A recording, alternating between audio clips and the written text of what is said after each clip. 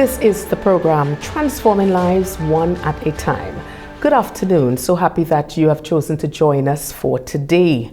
As you know, on this program, we seek to catapult individuals into fulfilling their God-given purpose and to ensure that they become a part of the solution in our communities. Today, we are talking about domestic violence. My guest is no stranger in the field. She has worked and continues to work tirelessly over the years, bringing her expertise and, of course, her experience as she continually seeks to transform lives. Would you help me welcome the founder of Women of Substance, Ms Onika Mars. Ms Mars, welcome. Thank you very much. Good afternoon, everyone. Thank you so much for having me. Yes, indeed. First of all, share a bit about your organization and what is the scope of work that you engage in, and what better time to do so because we are actually commemorating Domestic Violence Month this October. Okay, thank you so much again. Women of Substance non-profit organization was birthed in 2017 as a survivor of intimate partner violence. Of course, the organization was birthed coming out of my experience. So I see it as, purpose being birthed out of pain. So we offer counseling, we offer a safe space where women can come in and share about their experience and receive support, because it is important that we offer that support to persons experiencing domestic violence and abuse, intimate partner violence. We have a space where we also offer access to internet services, because what we know is that persons in their immediate space may not have access to internet, and even if they do, because the perpetrator is most times in that space, right, they may not be comfortable or have the freedom to browse in that space, especially if you're looking, let us say you're looking for help. How do I access the resources? How do I access services? If you are researching those and the perpetrator recognizes that you're researching, it means that in the mind of the perpetrator, you are probably seeking help to get out of the relationship. So we offer that service where they can access the internet, as I mentioned, and also do virtual court hearings for domestic violence matters. Okay, wonderful. Ms. Mars, according to the 2020 report from the Trinidad and Tobago Central Registry on Domestic Violence, there were actually 7,594 reports related to domestic violence between the period 2014 to 2019, and approximately 75% were female victims. What does that kind of report say to us as a people? Are we indeed handling this crisis? Well, it says to us actually that we are in trouble. It is a crisis. It paints, that statistic paints a troubling picture for us as a society. And it paints a troubling picture of gender relations and the effectiveness of societal responses to gender-based violence. Right. While some efforts have been made to address the issue, it is clear that more proactive, comprehensive, and culturally sensitive measures are needed to change the underlying norms and systems that perpetuate this violence. Right. Our society must move beyond simply reacting to domestic violence abuse and point towards prevention, education, and empowerment to effectively tackle this crisis.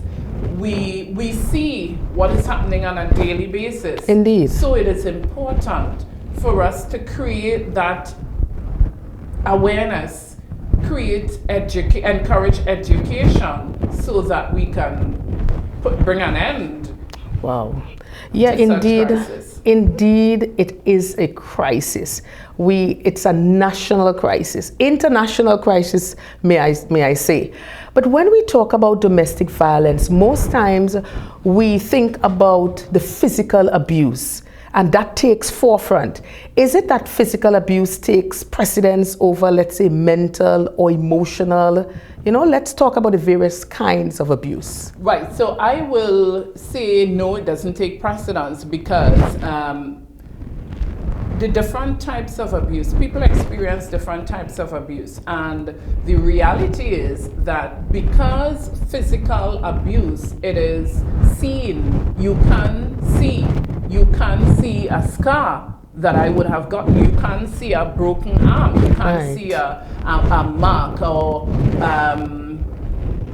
something that you can see. So with emotional abuse, of course, you cannot see because, your partner may tell you degrading things over and over. Your partner may tell you that you are no good. Nobody else would want you. Your partner may tell you you are too skinny, you are too fat, you have so many children, nobody else would want you. So with the emotional, it isn't seen. And because of this, when we talk about abuse, or when a victim complains to maybe the police or a family member or friend about their experience, because it may be emotional and not physical, the person may not be able to identify with what the victim is sharing. Yeah? Right. So yes, there is physical, there is emotional, there is economical. Yes. So there is economical or financial abuse where funds are being withheld from you. So you are in a relationship, you are not allowed to work, yet you have to tell your partner, listen, I need sanitary napkins this month. Yes. I need groceries to the children. Now these are understood, but you are not given the funds and the freedom to spend. Yeah? So you are fully dependent upon this person who is abusive so that you can get along or receive your daily needs. Ms. Mars, based on statistics again, we have seen that most perpetrators of domestic violence are men. What can we do as a society to curb this? And how important is education in this matter? Education is, of course, very important. And the fact that most perpetrators of domestic violence are males, it underscores the need for societal shift in addressing gender-based violence, toxic masculinity, and the norms that sustain harmful behaviors. To effectively curb male perpetration of domestic violence, we must focus on preventative measures and address the root causes of violence, because a lot of times we love to say, yes, men are perpetrators, but what is the root cause? Is the root cause because of the fact that the male is not in the home and the males are being raised by single mothers? Yes, there are arguments for and against, because we have people who say, I was raised by a single mother, or I raised children as a single mother and the children are perfect. Right. Yes, but it is important that we address the root causes, and I personally believe, this is my opinion, that the lack of that male role model in the home contributes to male perpetrators, and of course situations where our males would have seen violence, because domestic violence and abuse is learned behavior. Correct. So they may have seen acts of violence, they may have been exposed to a toxic environment in their home, and because they would have seen this, they were not taught how to manage or how to address situations where, let us say, you have a disagreement with your partner. How do I address this? Do I sit and talk when, you know, I'm calm and my partner is calm, how do we address this? So what they see is violence. What they see is constant quarrels, constant fights. And this is what they would have grown accustomed to. We need to foster healthier attitudes towards gender roles and provide men with the tools to navigate relationships without resorting to violence. Education is the foundation for creating lasting change as it challenges harmful gender norms, fosters empathy, and promotes healthier relationships. So yes, education is key. Yes, education is definitely key, because as we think about it, we come back again to the home and the values. And many times I know we have a lot of single parents because of various circumstances, and the children are many times the ones who suffer. And suffer in silence. Yes, they indeed. are the secondary victims. So therefore, by investing in education and prevention, we as a society can make a significant stride in reducing domestic violence and creating a safer and more equal world for all. So we see where education is necessary and the key. Yes, but even as we spoke about the statistics and 75% of the perpetrators being male, do you think that enough emphasis is being placed on the boy child? Because I know in the past, you would have parents saying, okay, by the time it's 6 o'clock, the girls especially, I want you indoors. And then the boys, they will say, that's a boy's man. Let him just stay and play on the road and that kind of thing. Do you think the emphasis, because remember, these young boys are now being trained to be men. And if we don't nip things in the bud and give them the kind of training that they need, then they will now grow up to be a part of the problem. Okay, and I love that, and there are so many different spins to that, because one of the questions I often ask is, can a woman really raise a man? And it's a question I ask myself. I'm a mother of 2 young men. Yes. And there are things that I cannot teach my young men because I was never a man and will never be. Of course. Yeah. So we need to look at gender roles and understand that we need to move away from saying to our boys and girls, okay, the girl is in the home to wash the dishes, and the boy, he could go hither, he could go wherever, he could do whatever he wants, he could come in late, he could, because as I said, we are preparing our young men to be men, yes, right? And in as much as we are women, we can still make a contribution, because not blowing my own trumpet, but I believe that I've significantly contributed to the growth and development of my young men. But still, there is a place for the man. Yes. God created the man to be the head. Yes, of course. Right? And our men have a responsibility to raise our young males. And if we have healthy males, they will in turn raise healthy young men, which will equate to stronger young men. And when I say stronger young men, it doesn't mean like stronger physically. Yes, understood. Stronger, emotionally. Yes, of course. Yeah. Yeah, well, remember the original plan, mother, father, children. That's the original. But we know, of course, because everything, I always say that whenever we look at what is taking place, it's always human error.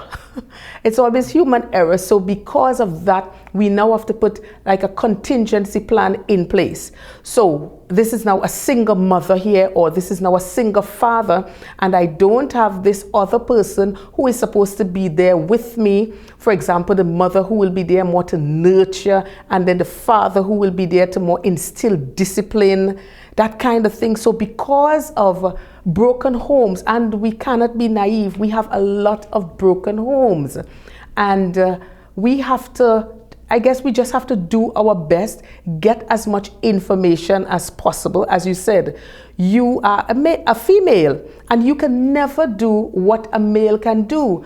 Definitely. There are things that I am not able to teach my sons. So then what do?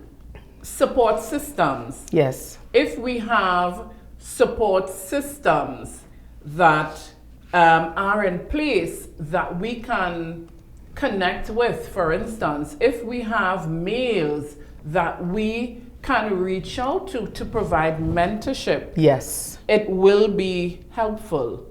Long ago they said that village raises a child, right? We Yes. probably need to go back to those days where the village raised the child. So if we have confident men, yes, men who understand what it means to manage their emotions, men who understand what emotional intelligence means, men who understand what a healthy relationship looks like, it will be better for our young males. Of course, certainly. And it would be remiss of me if I didn't bring a certain degree of balance when addressing the issue of domestic violence. It is critical to note that at times females are indeed the perpetrators. And the general consensus is that the males will go into the police stations, they would make a report, and they would not be taken seriously. Victims have claimed, and I'm certain that you would have heard about it, that on numerous occasions, even going through the legal system or even filing a report, they're either mocked, laughed, or not taken seriously. But this is a serious matter. How can we address this? Because if indeed we are saying no to violence, then it must be across the board, no to violence. Agreed, and it has to be addressed from a societal and institutional level. Now, male victims, we know, face stigma, shame, and doubts when they report abuse because, of course, they are seen as sissies. Yes. They are seen as weak. Yes, so then most times they are not taken seriously.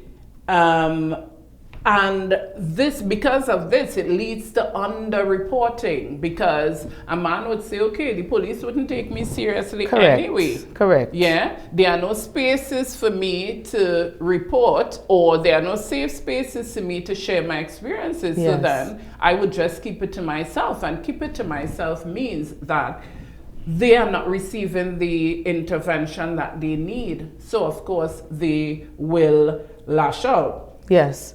What we need to do is provide adequate support services for our men. Right. We need to understand that tackling this situation where we have underreporting of men who are victims requires a shift in cultural attitudes. Yeah. It requires improvements in the legal and support frameworks and inclusive advocacy. So advocacy does not speak to only female victims. Right. It should also speak to male victims. All right. We must also ensure that male DV victims are acknowledged, supported, and of course, taken seriously. Well, at that note, we're going to take a short break and we'll be right back. You're viewing Transforming Lives One at a Time. Are you looking for beautiful and durable flooring for your home or office? Check out D-Cell's Tile and Ceiling Center, Store Bay Local Road, Bonaccord, Tobago, opposite the primary school. Our high-quality ceramic and porcelain tiles come in a wide range of colors, patterns, and textures to suit any style and taste. From sleek and modern to classical and traditional, your floors and walls will look great for years to come. D-Cell's Tile and Ceiling Center, open Monday to Saturday from 9 a.m. Call 460-8802 or 639-8281. We've got you covered. Welcome back to Transforming Lives One at a Time. My guest is the founder of Women of Substance, Ms Onika Mars.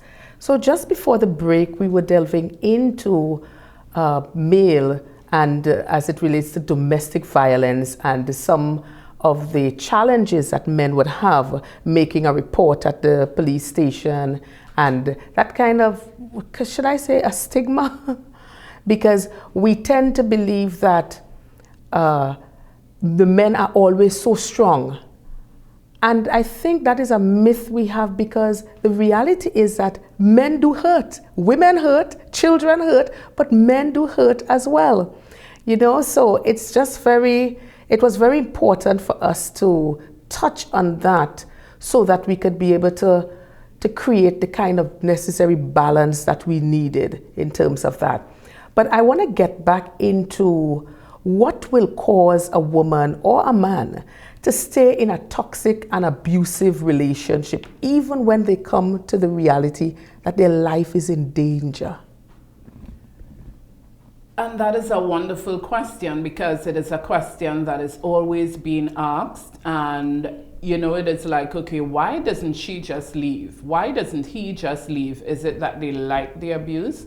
Nobody likes abuse. Nobody likes pain. Nobody likes discomfort. And there are a lot of factors, contributory factors to why one stays in an abusive relationship, such as the victim may be unemployed and fully dependent on their partner, who is the perpetrator. There may be children involved, and if you're unemployed and you have children, your first thought is, if I leave, how do I support my children? Correct. A lot of times there are no support systems. Family members, friends, they might be the ones saying leave, but when I leave, where do I go? Yes. When I leave, are there resources in place? Are there support systems in place that could offer the urgent assistance that I need? Because it doesn't only mean that I may need a job. It may mean that I would definitely need accommodation. Right. Are you willing to open your home so that I can stay for a moment or a few months until I catch myself? These are the questions that we have to ask. In an abusive relationship, having had the experiences for years upon years upon years, you become comfortable. It becomes your safe space. You develop coping mechanisms to survive in that situation until better can be done. So then it may be easy for persons to ask, why doesn't she just leave, or why doesn't he just leave? But as I said, there are so many contributory factors. So it's important that we provide that support and empower the person who is experiencing or who have experienced abuse. Yes, so that they can have the necessary tools to navigate that toxic relationship and make a move to get out of the relationship. The support system is very, very, very important. Well, I was actually coming to that because it has been proven, and I am sure in your experience, you would have encountered many instances where women would have been alienated from family and friends. So when problems arise, they feel so alone how important is it to really maintain good family relations and have good friends? Very, very, very important, because one of the things abusers do, perpetrators do, is isolate. Yes. From very, very early, because in isolating the person who the abuse is being perpetuated against, it means that they have no one to turn to. And in situations of abuse, your support system is very, very, very important. It's critical to have an excellent support system.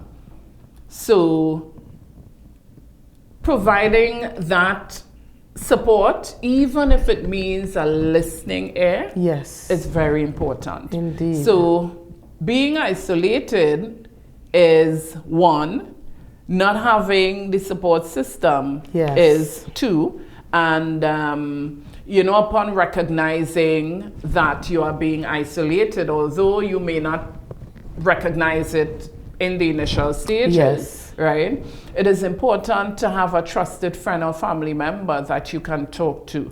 And there are times that, yes, you feel ashamed, yes, you feel embarrassed, but I believe that the shame should be attached to the person who is the perpetrator. Of course. Yeah, not you, the person who's been affected. That's it. Because I'm thinking here, at the end of the day, self-preservation is key. And I know we spoke earlier about that dependency syndrome. What exactly causes this dependency syndrome on someone that, is in an abusive relationship?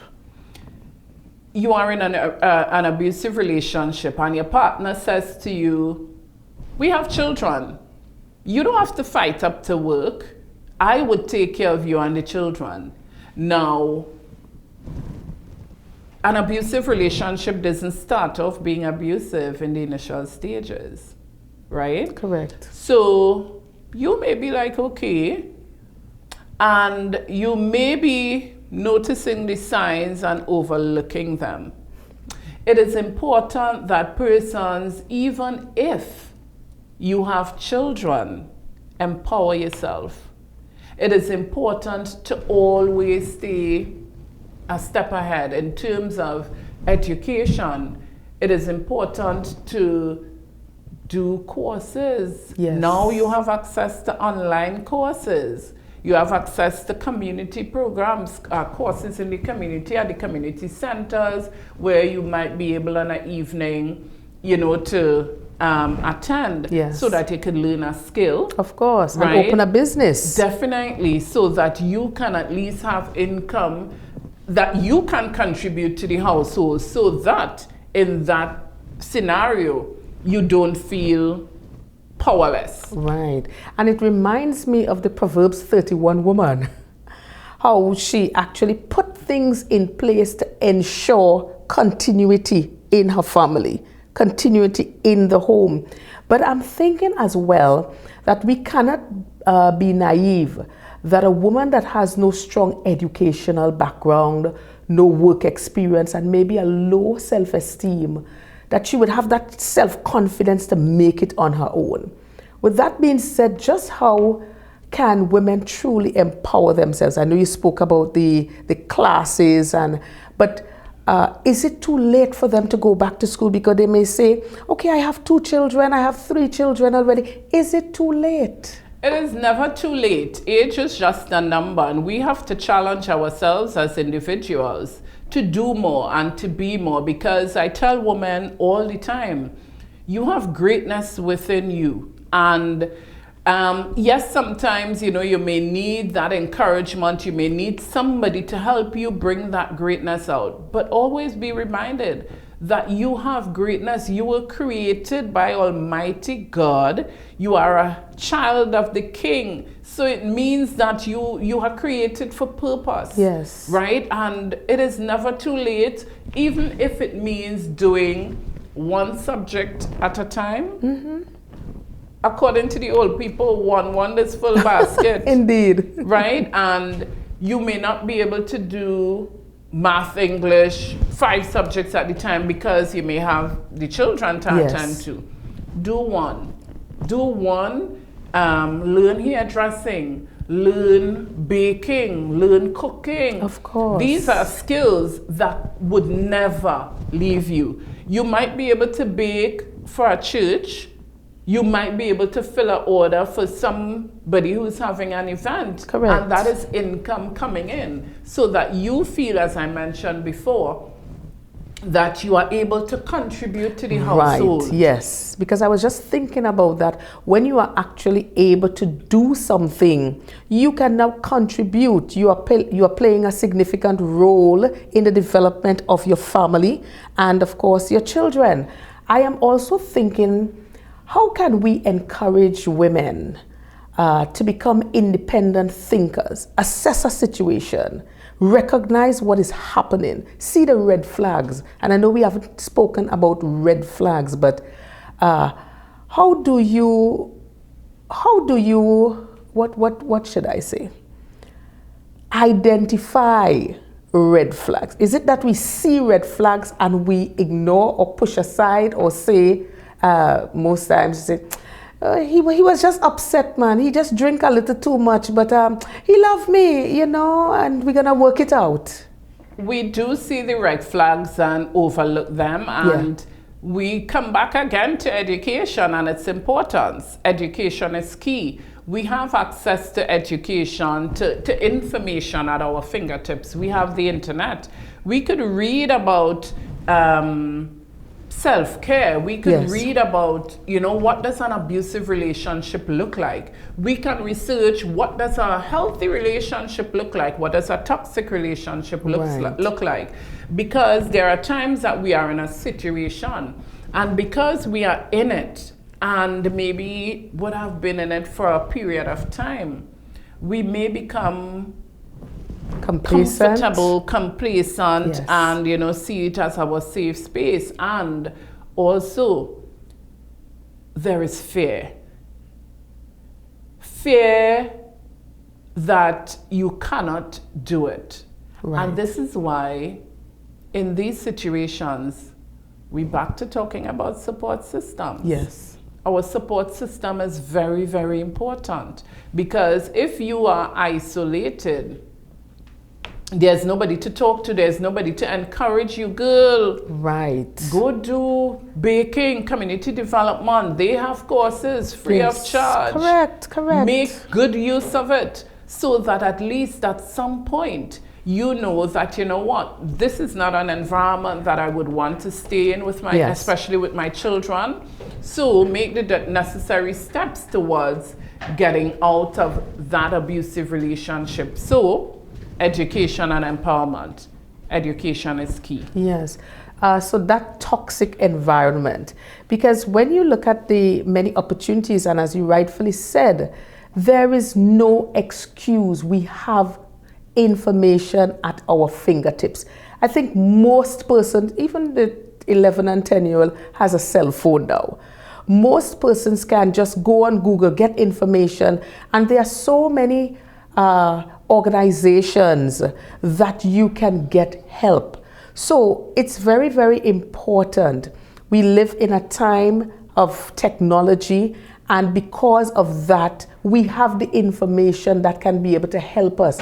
Because if we don't, we are seeing what is happening. One of the things we must bear in mind also is that, yes, we have a lot of information. Yes, we have information at our fingertips, but there are persons who cannot access this information. There are persons who do not have access to devices. There are persons who do not have access to internet. And these are the realities in today's society. So yes, we have information at our fingertips, but we need to also consider access. Yes, there are organizations who provide support, like Women of Substance, the Coalition Against Domestic Violence, right? What about access to a cell phone? What if the victim doesn't have a cell phone so that they could reach out to Women of Substance or Coalition Against Domestic Violence? So these are some of the things that we need to bear in mind also. Definitely. As I look at this situation, within the last couple of years, the figures have increased to a level. It is very troubling what is taking place, and it's not just in Tobago or Trinidad, but worldwide.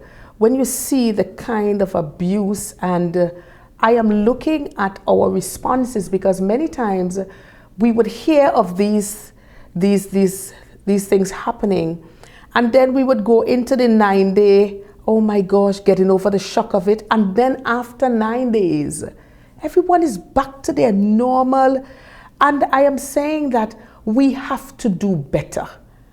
We have to do better at all levels. Governmental, we have to get more effective policies at the level of the church, at the level of the communities, the home. I believe we have to take a comprehensive approach if we are to see change, if we are to see transformation, because many times what we are actually doing, we are trying to treat the symptoms, but we are not getting into the root of the problem, which is actually coming back into the homes. Just speak on that a bit. Right, the conversations should be continuous. We have to have, or we ought to have, continuous conversations. Awareness cannot and should not be only during the month of October, when Domestic Violence Awareness Month is commemorated. Right. We need to have daily conversations about healthy relationships, about managing emotions, about recognizing red flags, about establishing green flags. What is the difference? How do we set boundaries? Yeah, how do we become self-aware? How do we recognize what our triggers are? Yes. How do we, so these are important conversations that need to be had in the homes, in the communities, in the schools, in the churches. These are conversations that must happen on a continuous basis. I was even thinking in the schools, because yes, apart from the home, the schools is the second stage of development, I would say. Is your organization doing any kind of programs in the schools? Yes, we do programs in the schools. We do several workshops and awareness sessions at schools. We work with the children because it is easier to educate the younger ones. Correct. Because, you know, there's a saying that it's harder to bend the tree when it's old, right? So we believe if we invest in our children, we will in turn have a better society. Because if we teach our children from an early age what a healthy relationship looks like, and you know what self-awareness means, what self-confidence means, you know, and how to manage their emotions, it means that they in turn would be able to make informed decisions. Of course. They would be better able to make incredible choices when it comes to relationships. They would know that, you know what, if I'm in a relationship and my partner is talking down to me, if I'm in a relationship and I'm being physically assaulted, it means that I need to make every effort to come out of that relationship, right? So education, education, education. Again, education. Because for the children's development from the ages 0 to 7, the most influential years of a child's life. So I am thinking that many times we are focusing, and yes, we have to focus on the adults, but many times we underestimate the power of sharing the information with these little ones. The conversation must start from an early age, and I believe going into kindergarten, starting, you know, having age-appropriate conversations with the children, because these children are exposed to toxic environments. Yes. So the reality is, if we speak to our teachers on a daily basis, our teachers would tell us that children come into school and they talk about what is happening At home. at home. All the time. Okay, we have instances of bullying. Yes. We had a recent situation where a child committed suicide. Correct. What are the root causes? Correct. So we have to have these conversations with our children from a very, very early age. Yes. And of course, the church, because we would have various organizations that's working with the communities. But I remember just, I think it was last week, I was speaking to a community development director, and she was saying that, you know, in times gone by, the church played such an integral role, even in Sunday school, in those tender ages. But I think that a lot of parents right now does not recognize the value and the significance of having that spiritual impact on their child. Maybe because they don't know. Maybe. Maybe because they themselves never experienced going to Sunday school. Correct. So what do we do as a church? Are we Yes. going to sit behind the four walls and continue church as usual? It can no longer be church as usual. I agree. We need to go out there Of course. and meet the people where they are. Definitely. We're going to stick a pin right there. We're going to take a short break and we'll be right back. Stay with us. Are you looking for beautiful and durable flooring for your home or office? Check out D-Cell's Tile and Ceiling Center, Store Bay Local Road, Bonacord, Tobago, opposite the primary school. Our high-quality ceramic and porcelain tiles come in a wide range of colors, patterns, and textures to suit any style and taste. From sleek and modern to classical and traditional, your floors and walls will look great for years to come. D-Cell's Tile and Ceiling Center, open Monday to Saturday from 9 a.m. Call 460-8802 or 639-8281. We've got you covered. Welcome back to Transforming Lives One at a Time. We continue the conversation on domestic violence, and just before the break we were talking about the support systems. Let's continue with that. Okay, so family members, friends, the church can provide support by, as I mentioned before, providing listening ear, by offering emotional support, practical assistance such as foodstuff, such as sometimes finances, spiritual and moral encouragement, and ensure that victims feel empowered to make their own decisions. So therefore, we cannot place our persons affected by domestic violence in a situation where they come to you to share their experience and you judge them. Right. Or you make them feel that you don't believe them. You make them feel that they are lying. So you ask, what did you do? Right. Or it's their fault. Right. Or tell them, yeah, so we need to be non-judgmental. Our society is already very judgmental. Correct. Yeah? Correct. If one wants to leave an abusive relationship, what steps can they take?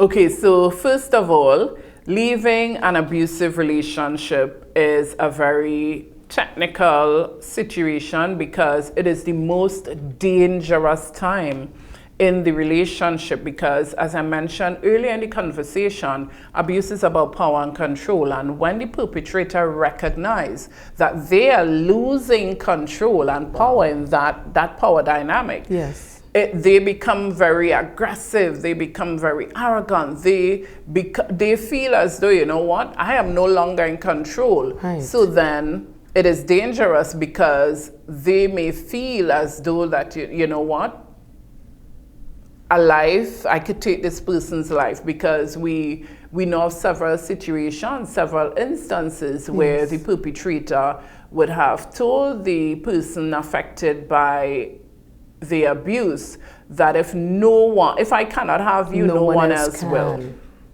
Wow. It's a very, very dangerous position to be in. Definitely. So this is why persons need to use wisdom. You cannot and should not tell the perpetrator, that is why I would leave here because I'm fed up at going through too much.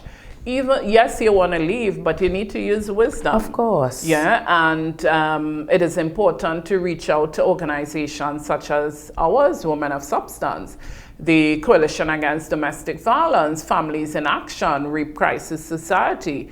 These are organizations that can help persons to develop safety plans, because one plan doesn't work for everyone. A generic plan doesn't work for everyone. Person's situations are different. There are high-risk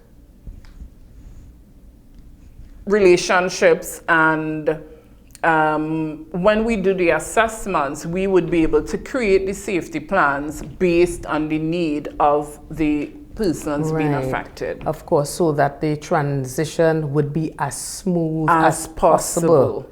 And, you know, support system is we cannot stop talking about support systems. Yes, indeed. Yeah. So let's say the person gets out of this abusive relationship, and of course we say thank God. How does one pick up the pieces after being in a violent relationship for possibly a number of years? It's now a whole change of environment.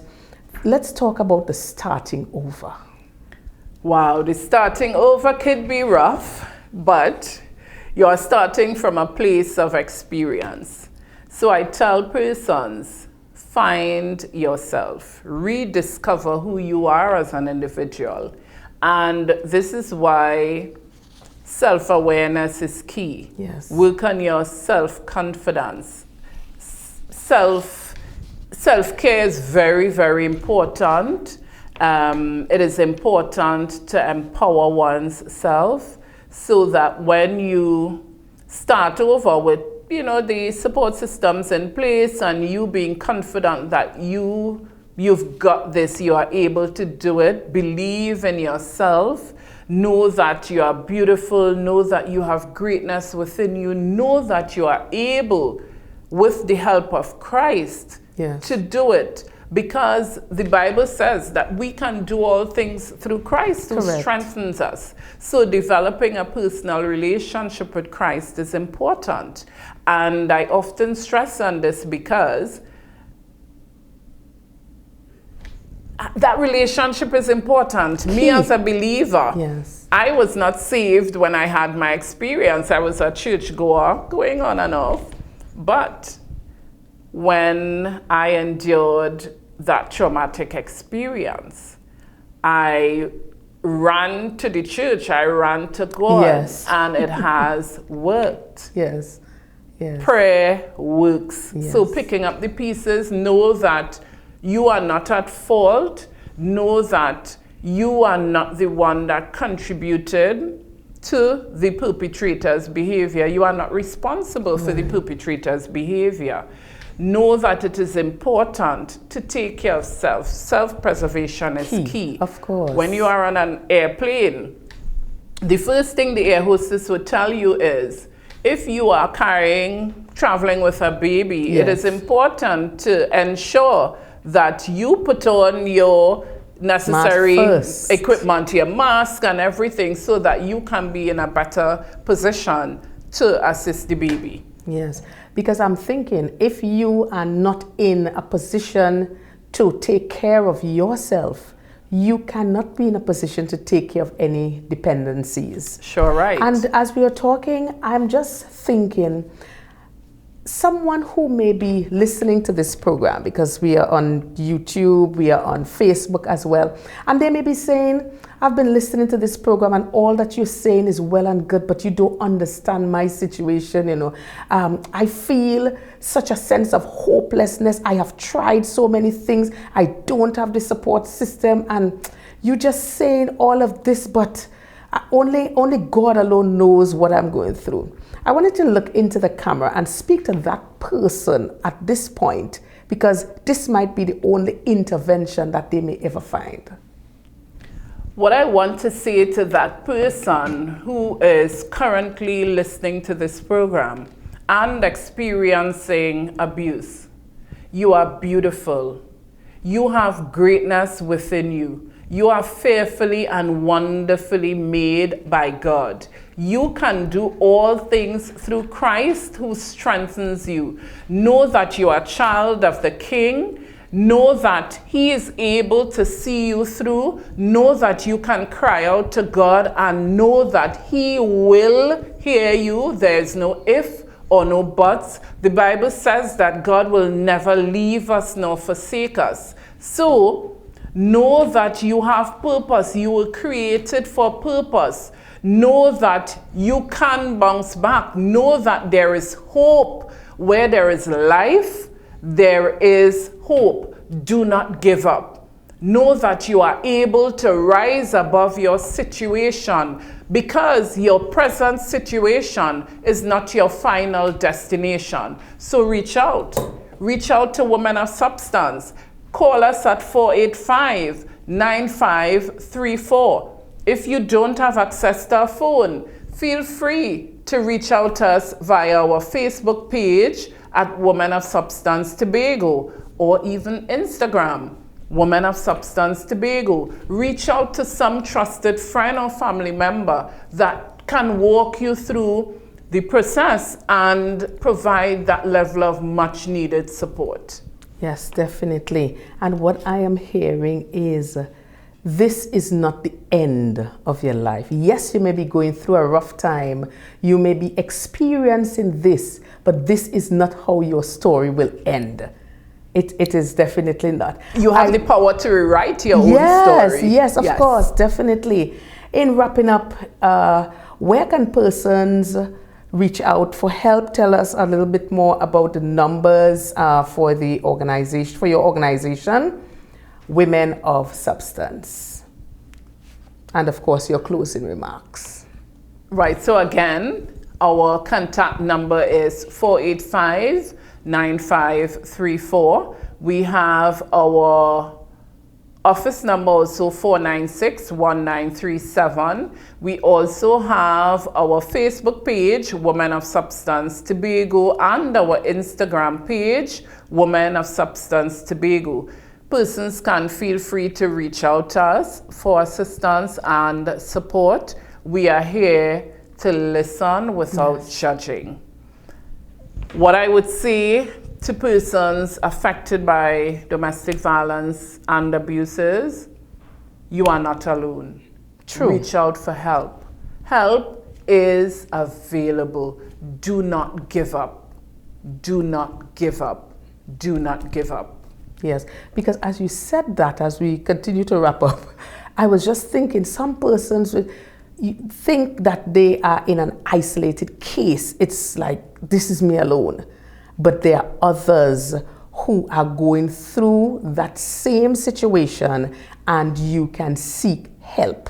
Definitely, and we have one of the services under our umbrella of services is our domestic violence support group, Sit and Chat with Onika Mars, where victims and survivors meet and talk about their experiences, share their experiences with each other. So in that way, you recognize that, you know what, I thought I was the only one going through this. Right? So you know that you are not alone. Of course. Well, of course, the number is going to be up on the screen, so at the Facebook page, information, so you can definitely reach out to Women of Substance, Ms Onika Mars and her team, and I know that your life will be changed, your life will be transformed, and you would get the necessary help that you need to take you to the next level. So all hope is not lost. Even if you may be feeling hopeless, there is still hope because you still have life. So I want to thank you viewers today for joining us on Transforming Lives One at a Time. I am your host Diane, and it's always a pleasure being here with you. Remember, we are on every Saturday afternoon from 5:30 p.m. on the Tobago Inspirational Network, and of course my Facebook page and YouTube channel, Transforming Lives One at a Time. And I just want to leave you with this. Transformation is an internal shift that brings us in alignment with our highest potential. Hey, we've got this. See you next time.